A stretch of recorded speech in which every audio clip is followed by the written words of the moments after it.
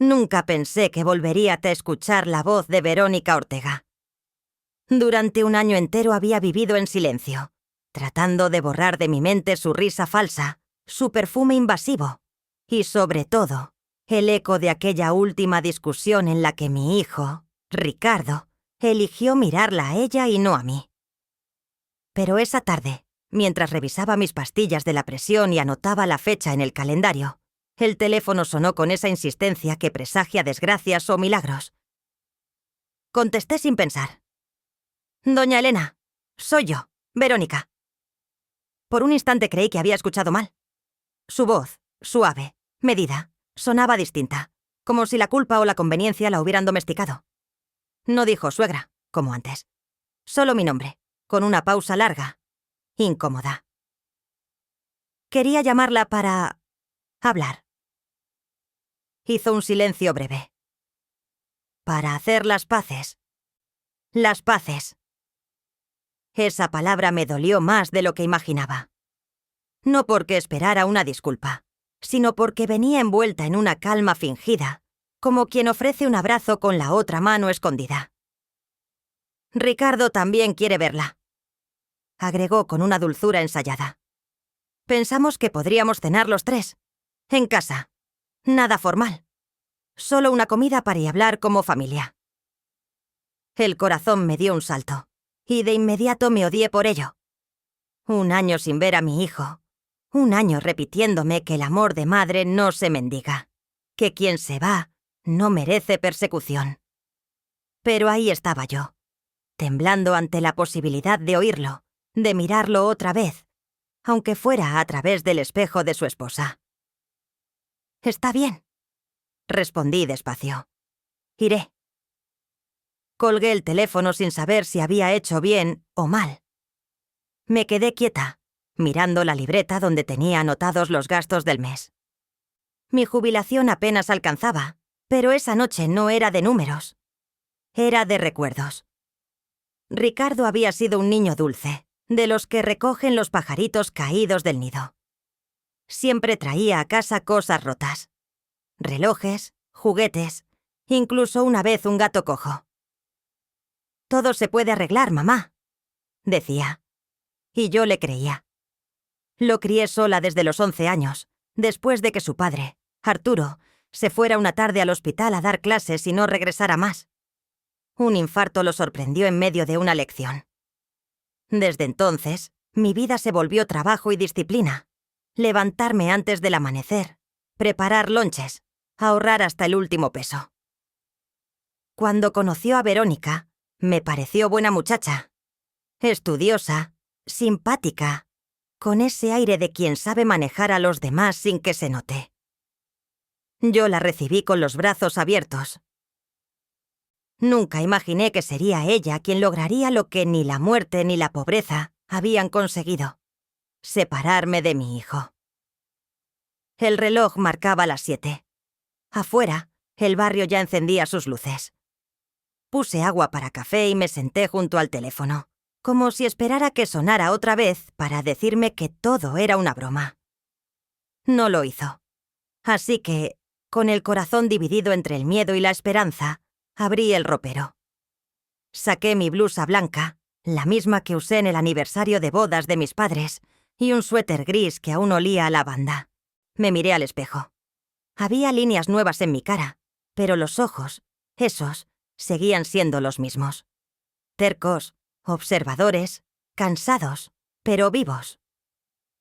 Esa noche, por primera vez en mucho tiempo, me permití creer que tal vez las segundas oportunidades sí existen. Aunque algo, muy dentro de mí, murmuraba que las llamadas de reconciliación rara vez traen paz.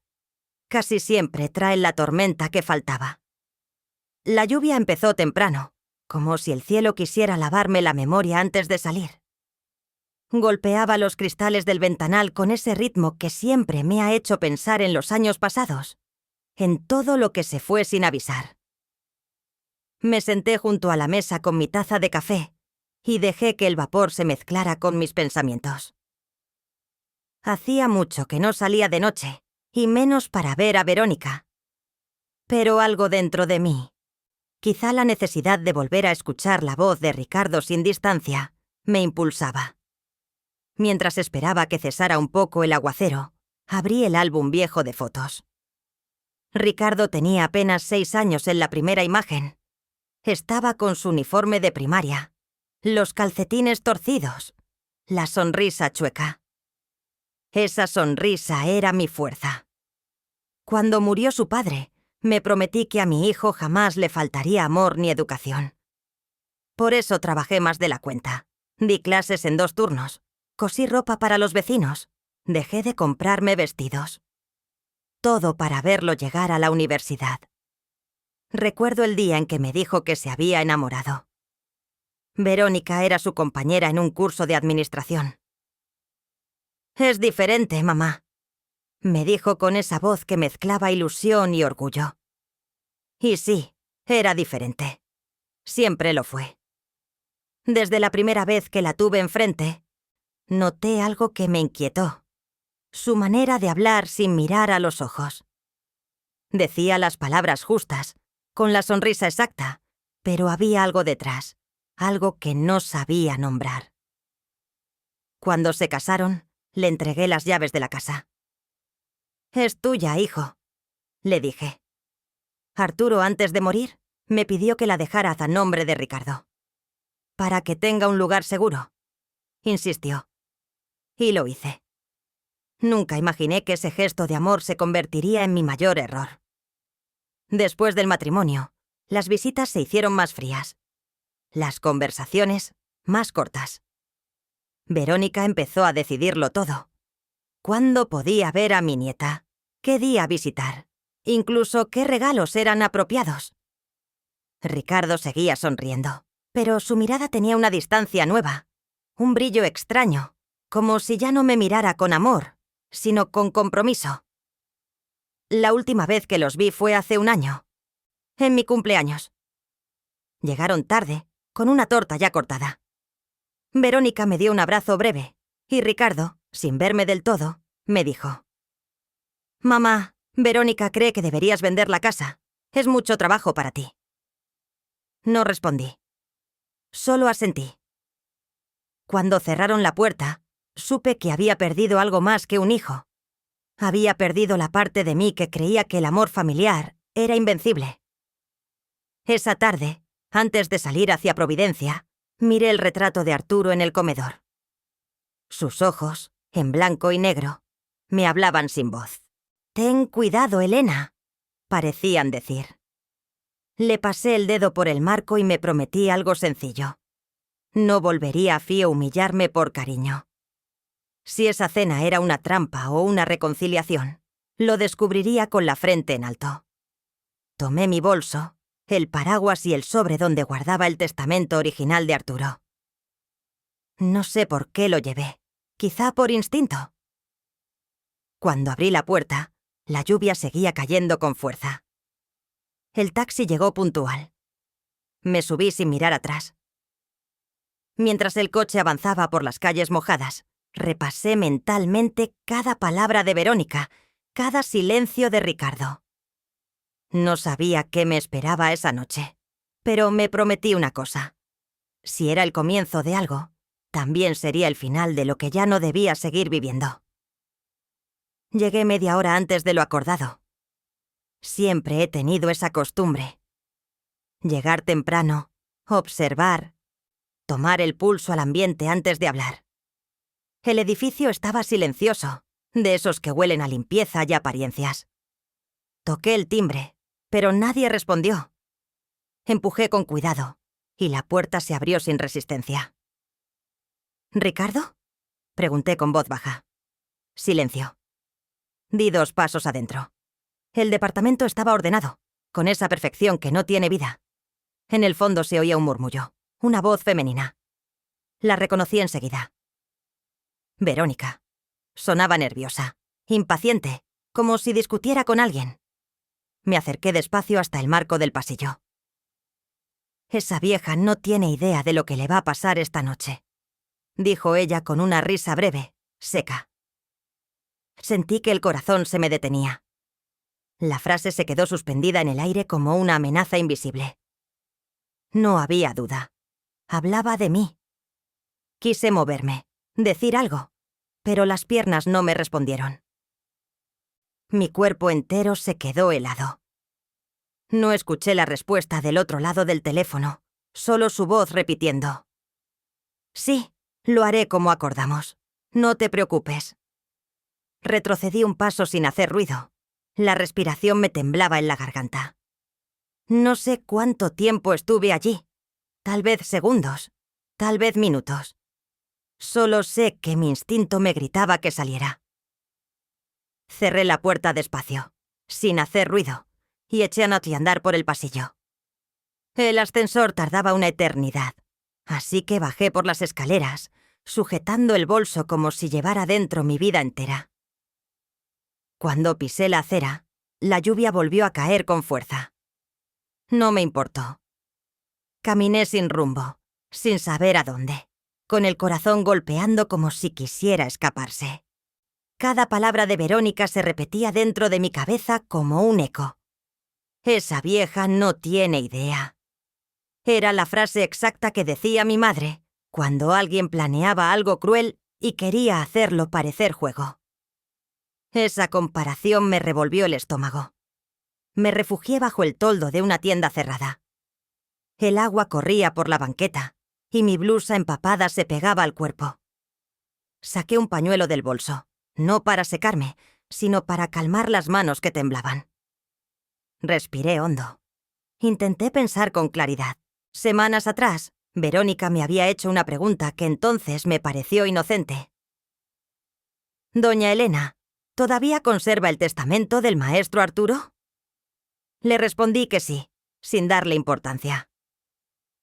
Ella sonrió con ese gesto que mezcla cortesía y cálculo. «Qué bueno, así no habrá confusiones más adelante». Ahora entendía. No se trataba de reconciliación ni de cariño. Se trataba de dinero, de papeles, de lo que Arturo me dejó como recompensa a una vida entera de trabajo. Pensé en Ricardo. ¿Él sabría? ¿Sería parte de eso? La idea me dolió más que la lluvia, más que el miedo. Mi hijo, mi único hijo. Me negaba a creerlo, pero las pruebas estaban frente a mí. Miré el reloj. Las 8:20. Apenas había pasado una hora desde que salí de casa, pero sentía que habían envejecido mis años. Me quedé allí, quieta, mirando los charcos que se formaban en la calle. Una pareja pasó corriendo, riendo bajo un paraguas. Me recordó que el mundo seguía, ajeno a mi espanto. Yo, en cambio, había cruzado un punto sin retorno. No era solo desconfianza, era certeza. Algo planeaban. Algo que esa noche debía sucederme. Tomé un taxi de regreso sin decir palabra. El chofer me preguntó la dirección. «Avenida Chapultepec», respondí con voz firme. Mientras el auto avanzaba, me miré en el espejo retrovisor. Vi a una mujer empapada, cansada, pero con una mirada que ya no temblaba. El miedo me había despertado algo que creía dormido. La voluntad de seguir viva, sin pedir permiso a nadie. El taxi se detuvo frente a una tienda cerrada, justo en la esquina de Chapultepec y Libertad. Pagué sin mirar al chofer y me quedé bajo el toldo, viendo cómo el agua formaba ríos diminutos en el pavimento. No sentía frío ni cansancio, solo esa quietud rara que llega cuando el miedo deja de ser amenaza y se convierte en certeza. Ya no dudaba. Verónica quería hacerme daño. Y lo peor era saber que Ricardo, mi propio hijo, tal vez lo sabía. El teléfono vibró dentro de mi bolso. Era un mensaje sin remitente. «No vuelvas». 3 palabras. Secas. Definitivas. Me quedé observándolas en la pantalla hasta que la batería parpadeó. Guardé el aparato y me apoyé contra la pared. Una parte de mí quería correr a la policía. Otra solo deseaba regresar a casa y encerrar el mundo afuera. Pero no podía moverme sin entender. Recordé las veces que Verónica insistió en saber sobre los bienes que me dejó Arturo. «Doña Elena, ¿sabe que muchos papeles viejos pierden validez si no se actualizan?» «Doña Elena, Sería bueno que Ricardo figurara como apoderado. Yo respondía con cortesía, como quien oye consejos, pero algo en su mirada era distinto. No buscaba ayudarme, buscaba abrirme la puerta del abismo con mi propio consentimiento. Saqué del bolso un sobre donde guardaba los documentos originales del testamento. Arturo había sido maestro, ordenado hasta en los detalles más pequeños. Todo estaba legalizado. No había forma de que nadie reclamara lo que me correspondía, a menos que falsificaran. Y esa idea, tan absurda unas horas antes, ahora parecía la más real de todas. Decidí caminar. No quería quedarme inmóvil esperando la próxima jugada. Caminé por la avenida hasta llegar a una pensión pequeña donde alguna vez almorcé con una asiga maestra. Toqué la campanilla. Una mujer de cabello gris me abrió. ¿Tiene una habitación libre?, pregunté. «Por esta noche, sí. ¿Viene sola?» «Sí», mentí. «Solo necesito descansar». Me dio la llave sin más preguntas. La habitación era sencilla, con una cama estrecha y un espejo rajado. Me senté en el borde del colchón. Los zapatos goteaban. Pensé en Ricardo. Imaginé su rostro, el tono de su voz cuando era niño. «Mamá, te lo juro, nunca te voy a dejar sola». ¿Dónde había quedado ese juramento? Saqué el sobre y lo puse sobre la mesa. Encima coloqué la fotografía de Arturo. A veces hablo con él, aunque sé que no puede responderme. «Te fallé», susurré. No supe ver venir esto. No lloré. Ya no me salían lágrimas. Lo que sentía no era tristeza, era una lucidez punzante. Todo encajaba. La llamada, la frase, el mensaje. Esa cena no era una reconciliación. Era un pretexto para eliminarme, física o legalmente. Mientras los autos pasaban afuera, me hice una promesa. No huiría más. Si algo aprendí en mis años de maestra, fue que los abusos prosperan cuando uno se calla. Y yo había callado demasiado. Busqué en mi libreta un número que no marcaba desde hacía años. Teresa López, abogada jubilada, amiga de juventud.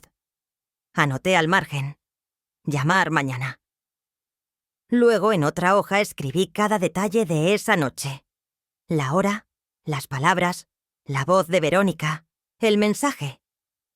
No sabía si serviría de algo, pero al menos dejaría constancia. Me acosté sin apagar la luz. Escuché el goteo de la llave del baño, rítmico, insistente. Por primera vez en mucho tiempo, no recé. No pedí protección ni justicia, solo fuerza. Afuera, la lluvia seguía cayendo, pero dentro de mí, algo se había detenido. El miedo ya no mandaba. La certeza ocupaba su lugar, firme, fría y clara como un propósito que apenas comienza. Amanecí sin haber dormido. No era insomnio, era vigilancia. Pasé la noche sentada junto a la ventana de la pensión, mirando las luces que se apagaban una a una en los edificios. Cuando por fin clareó, tomé un café instantáneo y revisé de nuevo los documentos. Todo estaba en orden. Y sin embargo, algo dentro de mí seguía ardiendo. La necesidad de confirmar con mis propios ojos que lo que escuché no fue un malentendido. A las 9 tomé un taxi y pedí que me llevara de nuevo al departamento de Ricardo y Verónica. El chofer me miró por el espejo, curioso, pero no hizo preguntas. Durante el trayecto, repasé mentalmente la escena de la noche anterior. La puerta entreabierta, la voz de Verónica, el sobre con mi nombre, la frase escrita en rojo. ¿Y si todo seguía ahí? ¿Y si había una prueba que demostrara mis sospechas? El edificio parecía dormido. Subí por las escaleras, evitando el ascensor. La puerta del departamento estaba cerrada, pero la llave de repuesto que aún tenía funcionó sin esfuerzo. El aire adentro era espeso, con un olor mezclado de vino, perfume y algo más que no quise identificar. Caminé despacio hacia el comedor. Sobre la mesa había restos de copas vacías y una vela derretida. Y entonces lo vi. Un cuchillo limpio, perfectamente colocado sobre un plato, como si alguien lo hubiera lavado con prisa. A su lado, un sobre con mi nombre escrito en letra fina. Mi pulso se aceleró. Lo abrí con cuidado. Dentro solo había una hoja blanca y una frase escrita con tinta roja. Tarde o temprano, todo se paga. Sentí un nudo en la garganta. Miré alrededor. En la pared, el retrato familiar que les regalé en su boda estaba roto. El vidrio hecho pedazos, la cara de Ricardo rasgada justo por la mitad. Entonces mi teléfono vibró. Un número desconocido. Dudé en contestar, pero lo hice. ¿Quién habla?, pregunté. Silencio. Luego una voz masculina, distorsionada, apenas un susurro. No debiste volver. Colgué de inmediato. No podía respirar. Me quedé quieta, mirando el teléfono, esperando otra llamada que no llegó. No sé cuánto tiempo permanecí ahí, pero en algún punto el miedo se convirtió en rabia. Me negaba a ser una víctima. Guardé el sobre en mi bolso y salí sin cerrar la puerta. Caminé hasta la esquina y tomé asiento en una banca. Tenía que pensar. Si llamaba a la policía sin pruebas claras, dirían que estaba confundida. Si enfrentaba a Ricardo, podría negarlo todo. Lo único que me quedaba era entender por qué. Recordé algo. 2 semanas antes, Ricardo me visitó. Dijo que necesitaba una copia del testamento para revisar unos papeles del banco. Yo, confiada, le mostré el sobre, pero no se lo dejé llevar. Se fue molesto. Esa misma noche, Verónica me escribió un mensaje amable, invitándome a su casa. Ahora entendía. Fue después de ese rechazo que comenzaron a planear. Tomé el camino de regreso a la pensión. Caminé despacio, con la mente llena de piezas sueltas. ¿Por qué el cuchillo limpio? ¿Por qué la frase? ¿Qué querían hacer exactamente? No era solo dinero. Había odio. Y ese odio, lo sabía, no se improvisa. Cuando llegué a mi habitación, me senté frente al espejo. La mujer que me miraba tenía el rostro cansado, pero los ojos atentos. No era la misma de ayer. Esa mujer sabía que estaba sola, sí, pero también sabía algo más importante, que ya no tenía nada que perder. Esa tarde, mientras el reloj marcaba las 3, escribí una frase en mi libreta. Si me quieren borrar, tendrán que leerme primero. Y por primera vez en mucho tiempo, sonreí. Esa noche la pasé en vela, sentada en la cama de la pensión, mirando el sobre con mi nombre como si fuera una bomba que podía estallar en cualquier momento. Cada detalle se repetía en mi mente. El cuchillo limpio, el retrato roto, la tinta roja. Había vivido suficiente para saber que las amenazas no siempre buscan miedo. A veces buscan empujar a la víctima a cometer un error. Y yo no iba a dárselos. Encendí la lámpara y abrí mi libreta. Escribí. Ellos creen que soy débil. No saben lo que aprendí en silencio. Luego, debajo, tracé una lista. En el primer punto puse protegerme. En el segundo, saber la verdad. En el tercero, no confiar en nadie. A las 6 de la mañana bajé al comedor de la pensión. La dueña, una mujer morena de voz dulce, me sirvió café y pan. Me preguntó si me quedaría otra noche. Le respondí que aún no lo sabía. Cuando salí, el aire olía a humedad y a desvelo. Caminé sin rumbo hasta un pequeño parque, buscando señal en el teléfono. Nada. El mensaje anónimo seguía ahí. No vuelvas.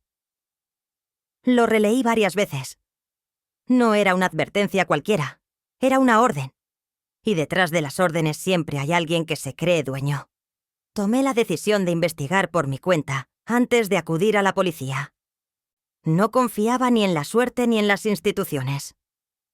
Sabía que, si Verónica había falsificado algo, no lo habría hecho sola. Y si Ricardo estaba involucrado, necesitaría pruebas irrefutables. Volví a casa al mediodía. Mis llaves seguían funcionando. Todo estaba tal como lo había dejado. Los retratos alineados, los libros ordenados, la foto de Arturo sobre el buró. Me senté frente a ella. «Arturo», murmuré, «me prometiste que me cuidarías incluso después de irte. Pues bien, necesito que cumplas tu palabra». Saqué una caja de metal donde guardaba documentos antiguos. Dentro estaban las copias del testamento, las escrituras de la casa y una carpeta con recibos bancarios. Mientras los revisaba, noté algo raro. Un contrato reciente con la firma de Ricardo. No lo recordaba. Decía que él era representante legal en un trámite de transferencia de bienes, pero la fecha era posterior a mi última firma en el banco. Era imposible. Tomé una lupa y observé la firma. Era la mía, sí, pero imperfecta, como una imitación hecha con apuro. Sentí un escalofrío. Habían falsificado mi nombre. Cerré la carpeta con fuerza. El miedo volvió, pero ya no me paralizó. Me dio claridad. Busqué el número de Teresa López, mi vieja amiga y abogada retirada. Nos conocimos cuando trabajábamos en la escuela, y siempre tuvo ese instinto de justicia que a mí me faltó tantas veces. La llamé. Tardó en contestar. «¿Elena?» Su voz sonó cansada pero firme. «Hace años que no sé de ti». «Necesito tu ayuda», dije sin rodeos.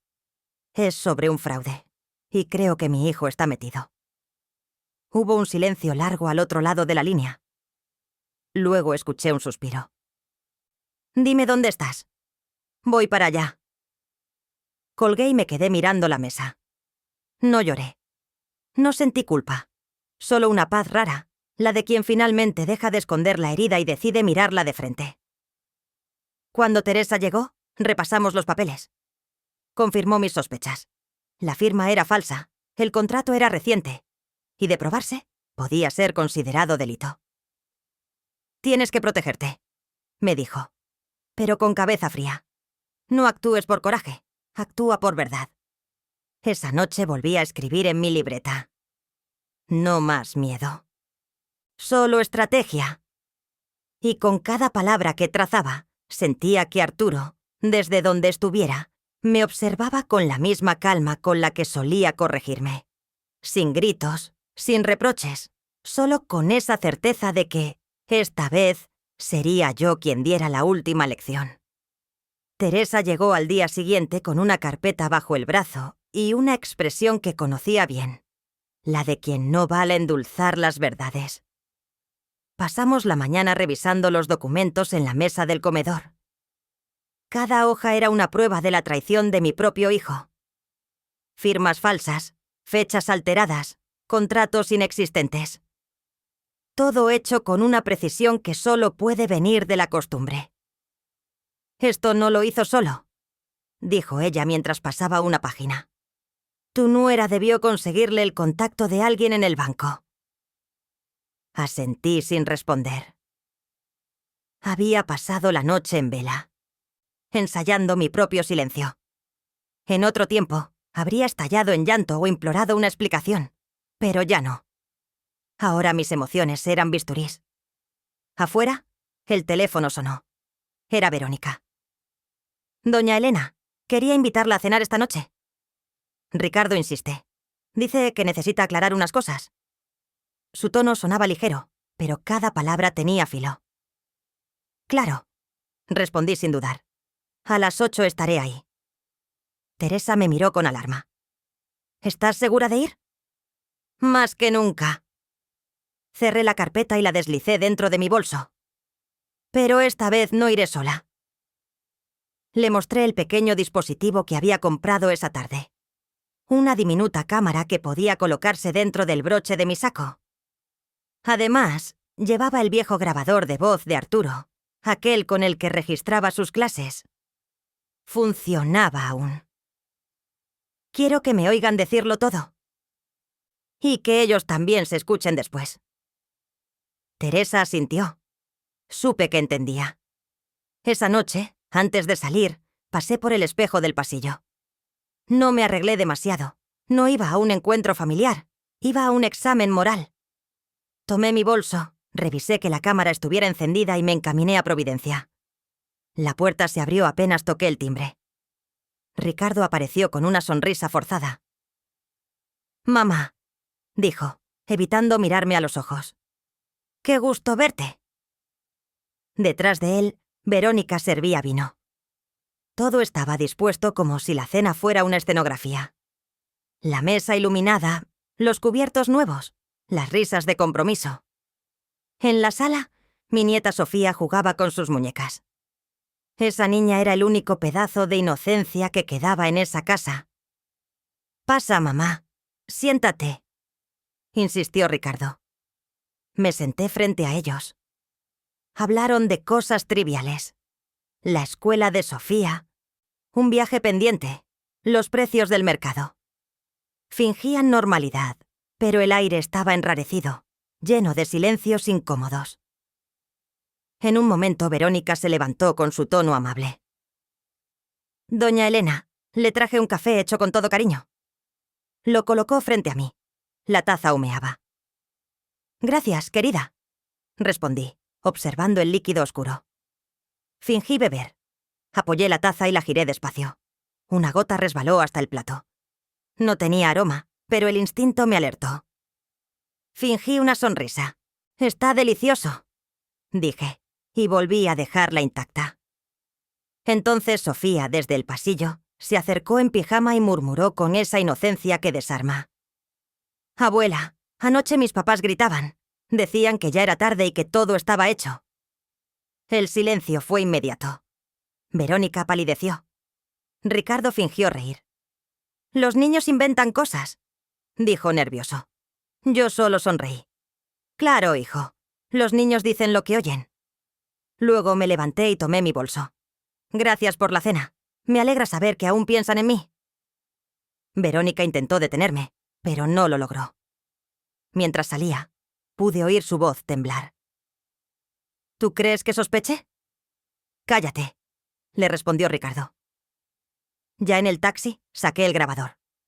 Todo había quedado registrado.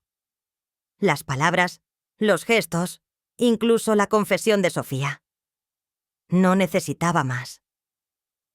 Esa noche entendí que mi guerra no era contra ellos, sino contra su mentira. Y como maestra que fui, me preparé para dar la lección más difícil de todas.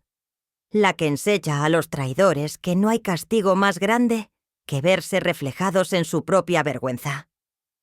Regresé a casa con el cuerpo entero temblando. No era miedo, era una mezcla de rabia y vértigo.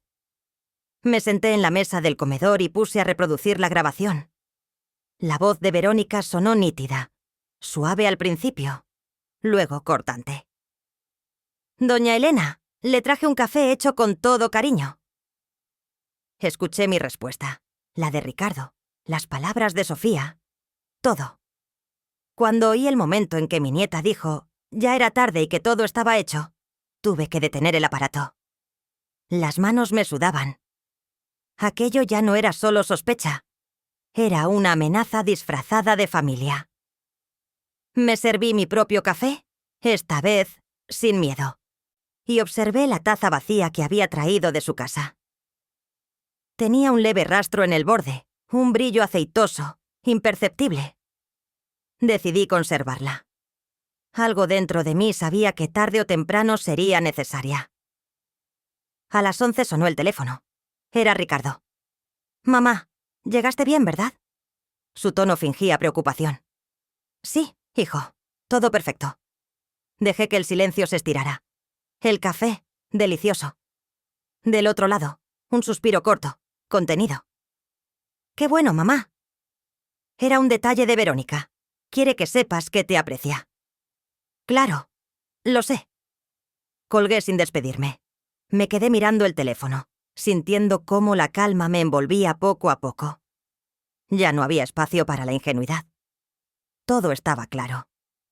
La reconciliación era una puesta en escena. y la obra terminaba conmigo fuera del cuadro. Esa noche decidí que no volvería a huir. Si ellos tenían un plan, yo tendría el mío. No para vengarme, sino para sobrevivir con dignidad. Saqué del closet el viejo maletín de Arturo. Dentro estaban sus libretas, su grabadora de voz y una caja pequeña de metal. En la tapa había escrito: «Confía en el método, no en la suerte». Sonreí al leerlo. Arturo siempre decía que los maestros sobrevivimos porque planeamos hasta el último detalle. Abrí la caja. Adentro, 3 baterías nuevas, cables y un pequeño dispositivo de sonido que él usaba en clase. Lo conecté al grabador y revisé que funcionara. Grabé mi voz. Hoy es 17 de junio. Si algo me pasa, busquen en la libreta azul. Me estremecí al escucharme, pero era necesario. A la mañana siguiente llamé a Teresa. «Tenemos que movernos», le dije. «Quiero que revises el contrato y verifiques si ya lo presentaron al banco». «Lo haré», respondió sin preguntar más. «Pero, Elena, prométeme que no harás nada sola». «Prometido». Mentí con suavidad. Esa tarde limpié la casa. No por costumbre, sino por concentración. Cada movimiento me ayudaba a pensar. Revisé el cajón donde guardaba los papeles de Arturo. Coloqué cámaras diminutas en 2 rincones del comedor y en la entrada. Si volvían, quería registrarlo todo. Cuando terminé, me preparé otro café. Lo bebí despacio, mirando el reloj. Las 6. Afuera, el barrio seguía su rutina. Yo, en cambio, sentía que el tiempo se había detenido. Todo giraba en torno a una sola idea: protegerme sin perder mi calma. A las 8 recibí un mensaje de Verónica. «Espero que le haya caído bien el café. Mañana pasaremos a verla con unos papeles. Solo firma y descansará de preocupaciones». Sonreí. El disfraz de amabilidad empezaba a deshacerse. Guardé el mensaje junto con los otros. Era una prueba más. Esa noche dormí poco. Soñé con Arturo frente a un pizarrón, escribiendo con tiza una palabra enorme: «Paciencia». Me desperté con esa idea. Sí, paciencia. No venganza. Ellos mismos cavarían su caída. Yo solo debía estar presente para verlos tropezar. Antes de apagar la luz, abrí mi libreta y escribí: «Cuando el veneno no mata, enseña quién lo sirvió». El amanecer llegó lento, como si el día también dudara de empezar. Me levanté sin hambre, con la cabeza llena de planes. Revisé las cámaras que había instalado la noche anterior. Funcionaban. Cada una grababa con discreción, guardando silencio, como testigos leales. Luego me senté en el comedor con mi libreta azul y empecé a escribir todo, paso a paso, con fechas y nombres. Aprendí que la memoria puede traicionarte, pero la tinta no. A media mañana llegó Teresa. Traía una carpeta llena de papeles y esa expresión severa que siempre usaba cuando estaba a punto de decir una verdad incómoda. «Elena», dijo sin preámbulos. Revisé todo. El contrato ya fue presentado al banco hace 3 semanas. Ricardo figura como tu apoderado, con firma notariada. Sentí que se me helaba el cuerpo. «¿Y el notario?», pregunté. «Ya no trabaja en la ciudad. Se jubiló hace meses. Alguien falsificó su sello». Cerré los ojos. No podía creerlo, pero tampoco me sorprendía. Habían sido minuciosos. «Esto es delito, Teresa». «Lo sé, pero no te precipites. Si denuncias sin pruebas suficientes, pueden alegar que tú firmaste sin recordar. Ya sabes cómo son. Mejor esperemos a que ellos mismos se hundan». Tomé aire. Me había preparado para el golpe, pero aún así dolía. Que Ricardo usara mi nombre para un fraude era más que traición. Era una negación de todo lo que le enseñé. «Voy a grabarlos», dije con calma. «Vendrán mañana con esos papeles. ¿Quieren que los firme de nuevo? ¿Y si sospechan? Entonces habrán confirmado lo que temo. Teresa se quedó en silencio. Luego asintió despacio. Te acompañaré, pero prométeme que si algo sale mal, llamas de inmediato. Prometí. Aunque ambas sabíamos que no lo haría. Después de que se fue, pasé la tarde revisando los documentos del testamento. Entre ellos encontré una carta vieja, escrita por Arturo poco antes de morir. Era un borrador con su letra inconfundible. Decía: si algún día dudas de alguien, confía en la niña. Los niños ven lo que los adultos fingen no mirar. Lo leí varias veces. Era como si me hablara desde otra época, dándome la clave que había pasado por alto. Sofía. Recordé sus palabras durante la cena. Anoche mis papás gritaban que ya era tarde y que todo estaba hecho. Tal vez ella había visto o escuchado más de lo que creían. La idea me dio un tipo nuevo de esperanza. Esa noche ordené mi casa con precisión de maestra. Quité los portarretratos, escondí los documentos importantes y dejé sobre la mesa solo lo que ellos esperarían encontrar. Un juego de plumas, un par de tazas limpias y una carpeta vacía. Preparé también el grabador de Arturo, escondido en la repisa. A las 10 recibí una llamada de Ricardo. «Mamá, mañana iremos temprano para firmar los papeles.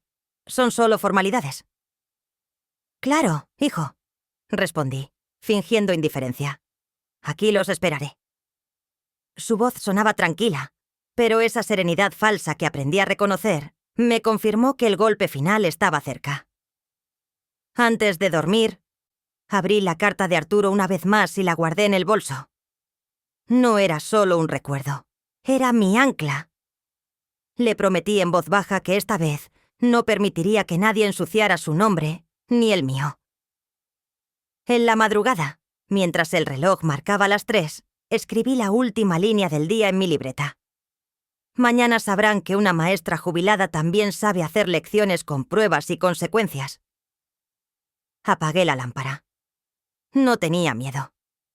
Lo que venía sería doloroso, sí, pero también necesario. Porque a veces la justicia no se busca afuera, sino en la serenidad de quien ha decidido no callar nunca más. Dormí poco, pero desperté lúcida. Esa claridad que llega cuando el alma se cansa de temblar. Preparé mi desayuno con la rutina de siempre.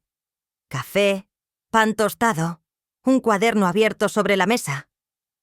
Solo que aquella mañana, en lugar de leer las noticias, escribí mi estrategia. No era venganza, era defensa. Iba a hacer que sus propias mentiras los atraparan. Empecé por organizar las pruebas. En una carpeta marqué 3 secciones: audio, documentos, mensajes. En la primera guardé las grabaciones de las 2 cenas. En la segunda, las copias de los contratos falsificados. En la tercera, los mensajes de Verónica. Al final añadí una hoja en blanco con una sola frase: si estás leyendo esto, ya sabrás la verdad. Era mi forma de anticiparme a cualquier final. Teresa llegó antes del mediodía. Traía café y una serenidad que disimulaba mal el nerviosismo. ¿Segura de que quieres hacerlo así?, me preguntó. Sí, no voy a acusarlos sin que ellos mismos se delaten. Le mostré las cámaras ocultas, la posición del grabador, las copias de seguridad. Ella sonrió con una mezcla de orgullo y tristeza. Parece que volvimos a las épocas de las evaluaciones. Y esta es la última lección, le respondí. Que aprendan que la decencia no se falsifica. Pasamos la tarde ensayando cada detalle. ¿A qué hora abriría la puerta? ¿Dónde me sentaría? ¿Qué diría primero? Sabía que no podía mostrar rabia. Debía parecer confiada, incluso agradecida. Verónica era vanidosa. La única forma de hacerla hablar era hacerla creer que ya había ganado. Cuando Teresa se fue, me quedé sola con los recuerdos. Pensé en Ricardo de niño, en sus manos pequeñas cuando me decía que quería ser maestro como su padre. Recordé cómo lloró la primera vez que falló un examen. Lo abracé entonces y le dije: «Los errores sirven si se aprenden». Esa frase me acompañó mientras preparaba la trampa que, sin saberlo, lo haría aprender la lección más dura de su vida. A las 7 revisé el teléfono. Ningún mensaje. Ellos llegarían a las 8, como habían dicho. Faltaban minutos. Me cambié de ropa, me peiné despacio y saqué del cajón un broche que había pertenecido a mi madre. Dentro estaba escondida la cámara. La encendí. Una pequeña luz azul parpadeó un segundo y luego desapareció. Puse la mesa con calma. 2 tazas, un mantel sencillo, una carpeta cerrada. Sobre el buró dejé la foto de Arturo, porque si esa noche debía enfrentar la mentira, quería hacerlo acompañada de su mirada. A las 8 en punto escuché el timbre. Abrí la puerta. Ricardo sonrió, nervioso, cargando una carpeta de documentos. Detrás de él, Verónica con su bolso grande y su perfume invasivo. «Mamá, trajimos los papeles para formalizar lo del banco», dijo él. «Es algo rápido». Asentí. «Pase, hijo. Siempre es un gusto verlos». Se sentaron frente a mí. Verónica fue la primera en hablar. «Solo firme aquí, doña Elena. Es lo mismo de la otra vez, pero actualizado». Tomé la pluma, la acerqué al papel y fingí leer. «¿Y qué pasa si no firmo?», pregunté. Ricardo suspiró, molesto.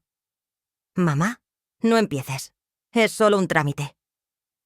Entonces los miré con una calma que no fingía. «Antes de firmar, quiero hacerles una pregunta. Verónica, ¿recuerdas cuando dijiste que esa vieja no tenía idea de lo que le iba a pasar esa noche?». El silencio cayó de golpe. La pluma se deslizó de mis dedos. Verónica me miró pálida. Ricardo abrió la boca sin encontrar palabras. Afuera se oían sirenas. Sonreí apenas. «Creo que ya saben de qué noche hablo». No hubo tiempo para más. La policía tocó la puerta. Los segundos que siguieron al sonido de las sirenas fueron interminables. Verónica se levantó de golpe. Su silla cayó al suelo. Y Ricardo, pálido, apenas pudo balbucear mi nombre. Yo no dije nada. Simplemente me quedé ahí, sentada, con el bolígrafo entre los dedos y una serenidad que no sentía desde hacía años. La cámara seguía grabando, el grabador también. Todo lo que dijeran, cada gesto, quedaría registrado. Golpearon la puerta 3 veces. Verónica corrió hacia la ventana como si buscara una salida invisible. «¿Qué hiciste, vieja loca?», gritó con desesperación. «Solo invité a unos testigos», respondí con calma. Ricardo trató de disimular. «Mamá, por favor, ¿qué es esto? No entiendo». «Te explicaré», dije abriendo la carpeta que había preparado. «Aquí están tus firmas falsas, las transferencias al banco, los mensajes de tu esposa. Todo muy bien organizado, como me enseñó tu padre. Cada mentira en su carpeta». Verónica intentó arrebatarme los papeles, pero Teresa entró justo a tiempo acompañando a 2 agentes. Ella había coordinado la llegada de la policía. Me miró con esa mirada cómplice que solo las mujeres que han sobrevivido a muchas guerras pueden compartir. «Buenas noches», dijo el oficial principal. «Recibimos una denuncia por falsificación de documentos y tentativa de fraude». «Aquí están los involucrados», respondí sin levantar la voz. Verónica empezó a gritar. «Esto es un error. Nos está difamando. Esa mujer está loca. Necesita medicación». El oficial la interrumpió con tono seco. «Señora, hay pruebas de audio y video. Será mejor que coopere». Ricardo la miró, y por un instante vi en sus ojos algo que no supe nombrar. No era amor ni arrepentimiento. Era miedo. El miedo del que por fin entiende que el suelo se le ha ido de los pies. Mamá, yo no... intentó decir. No sigas, lo interrumpí. Escucha. Encendí el grabador. Su propia voz, la de Verónica y la de la niña sonaron claras.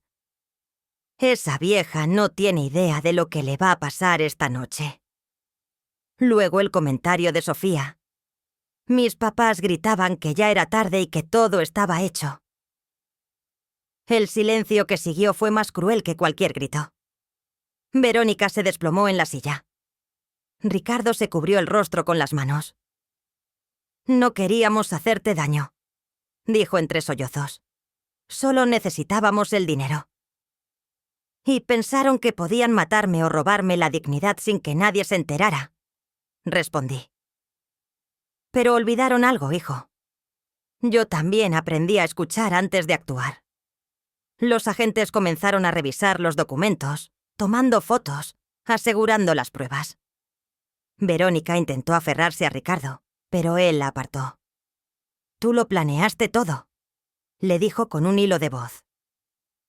«¡Cállate!», gritó ella. El oficial los separó. «Los dos están bajo investigación. Habrá tiempo para hablar en la fiscalía». Mientras los esposaban, yo me quedé de pie.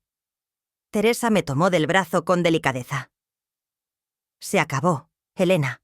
Lo lograste». No respondí. Mi cuerpo estaba firme, pero mi corazón temblaba.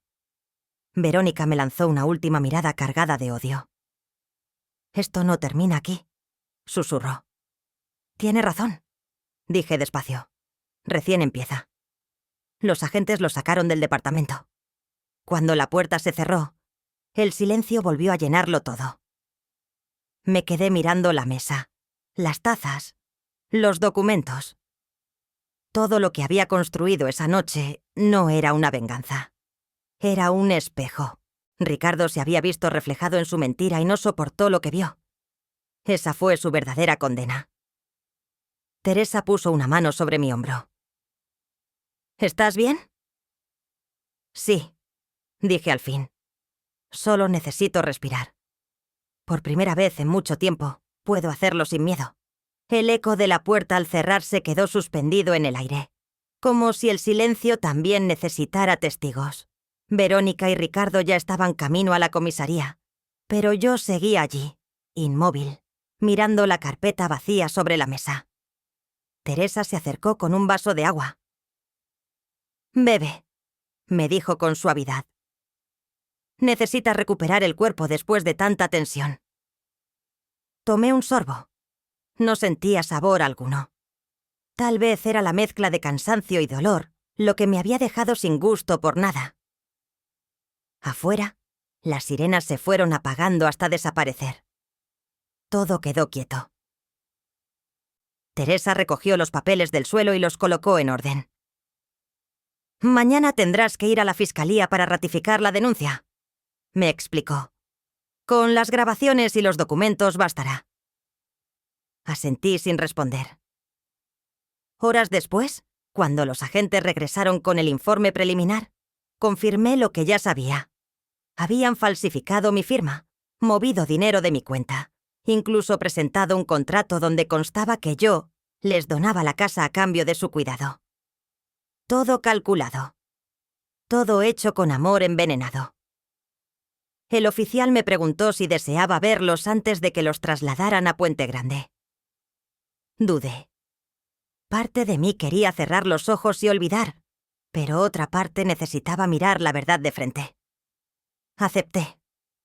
En la celda los encontré sentados en extremos opuestos. Verónica tenía el cabello deshecho, las manos crispadas. Ricardo, la mirada perdida. Cuando me vio, intentó ponerse de pie, pero el custodio lo detuvo. «¡Mamá!», dijo con voz ronca. «No entiendes. Fue idea de ella. Yo solo quería ayudarte». Lo observé unos segundos, sin interrumpirlo. Cada palabra era una piedra más en la tumba de su credibilidad. «Ayudarme, hijo. No es robar mi nombre ni usar las manos de tu esposa para ensuciar la memoria de tu padre. Yo no quería esto». «Lo sé», respondí. Pero el silencio también se castiga. Verónica levantó la cabeza. Usted siempre me odió, escupió. Fingía respeto, pero no soportaba que su hijo me prefiriera. Te equivocas, Verónica, le dije con calma. Nunca te odié. Solo vi en ti lo que tú misma negabas, la ambición disfrazada de ternura. Sus ojos se llenaron de furia. Intentó replicar, pero el custodio la hizo callar.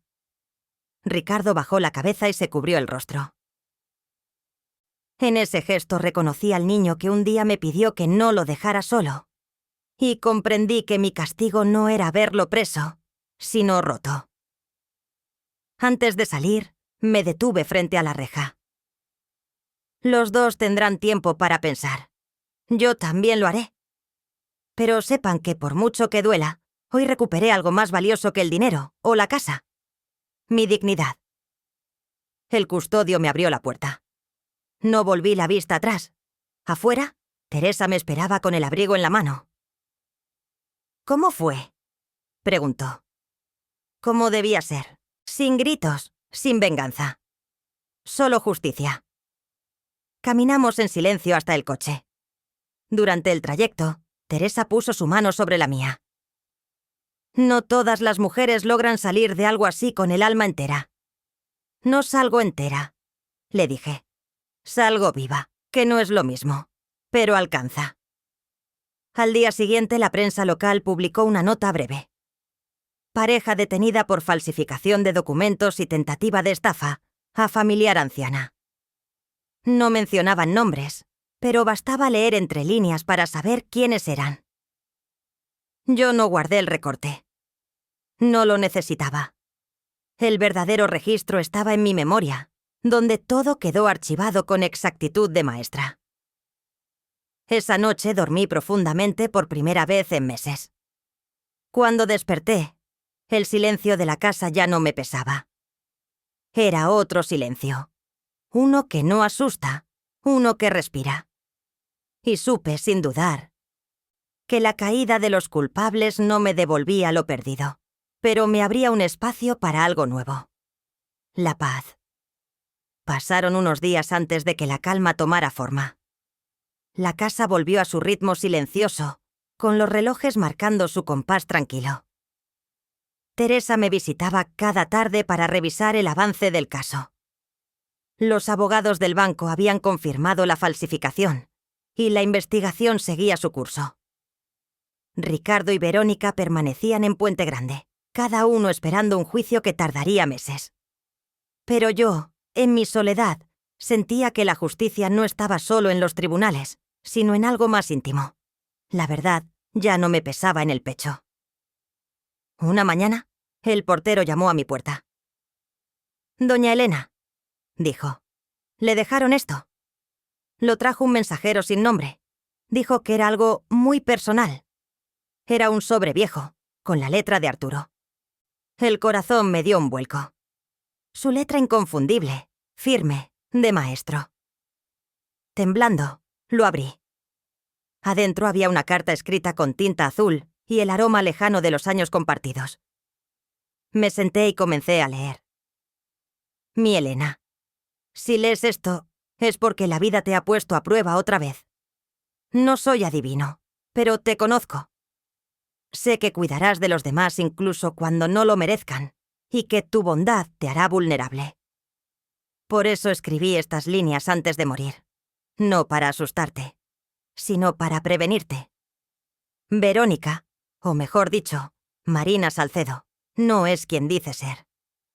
Supe de su pasado antes de que Ricardo me hablara de ella, pero decidí callar para no lastimarlo. Tiene antecedentes por fraude en Jalisco y Tepic. Cambió de nombre hace algunos años. Si alguna vez notas algo extraño, busca este sobre. En el testamento final que firmé, todo lo que poseemos, la casa, los ahorros, los libros, pasa directamente a nombre de nuestra nieta Sofía Ramírez Ortega. Nadie más. Confío en que tú sabrás protegerla, incluso cuando yo ya no esté. La carta terminaba con una frase que me hizo temblar. Recuerda, Helena, que el amor no se mide por obediencia, sino por memoria. Enséñales a recordar. Me quedé en silencio largo rato. Las lágrimas no salían. No era tristeza. Era una mezcla de alivio y de rabia vieja que por fin tenía explicación. Arturo había sabido. Había previsto todo. Su silencio no fue cobardía. Fue una lección que ahora entendía.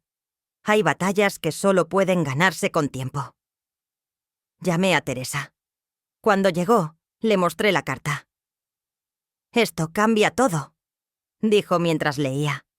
«Si el testamento final es el que Arturo describe, Sofía es la heredera legítima.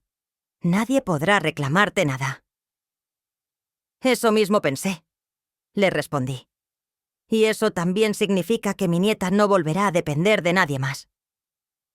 Pasamos la tarde revisando los papeles.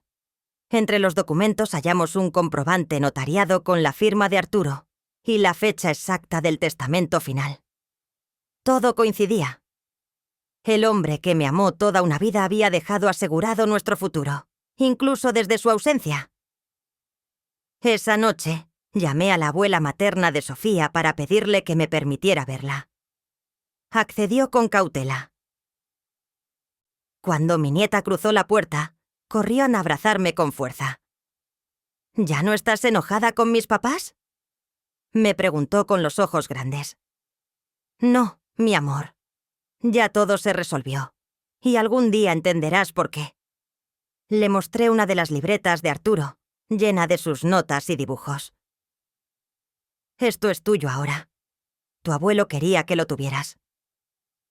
Ella sonrió, sin comprender del todo, pero con esa inocencia que da sentido a las cosas. En ese momento supe que todo el dolor había valido la pena. Cuando Sofía se durmió en el sillón, me quedé observándola. No pensé en Ricardo ni en Verónica, sino en el legado de Arturo. Una vida guiada por la decencia, por el estudio, por la fe en la palabra escrita. Todo eso sobrevivía en esa niña. Y mientras le acomodaba una manta sobre los hombros, pensé que quizás ese era el verdadero triunfo. Haber salvado la semilla limpia del árbol enfermo. Han pasado 6 meses desde aquella noche en que los policías tocaron mi puerta y todo cambió. El caso terminó sin escándalo, como suelen acabar las verdades incómodas. Ricardo y Verónica fueron sentenciados por falsificación y tentativa de fraude. Él recibió una condena menor por haber colaborado en la investigación. Ella, en cambio, enfrentó todo el peso de la ley. No volví a verla. No sentí necesidad. Durante un tiempo las visitas de Teresa se volvieron mi rutina. Venía cada viernes con café y pan. Hablábamos poco del pasado. En su mirada había respeto, pero también compasión. Un día me dijo: «Helena, hiciste lo que muchas no se atreven. No solo sobreviviste, enseñaste». Yo sonreí. No me sentía heroína. Solo una mujer que había aprendido, tarde pero firme, que el silencio nunca protege. Con el dinero recuperado y la propiedad asegurada, decidí hacer algo que Arturo hubiera aprobado: abrir una pequeña biblioteca en casa. Prestaba libros a los vecinos, a los niños del barrio, a cualquiera que quisiera aprender. Llené las paredes de frases que él solía repetir. En la entrada, una de ellas se convirtió en mi favorita: «El conocimiento no envejece, solo se vuelve sabio». Sofía comenzó a visitarme cada fin de semana. Al principio llegaba tímida, con la mirada esquiva, pero pronto llenó la casa con sus preguntas.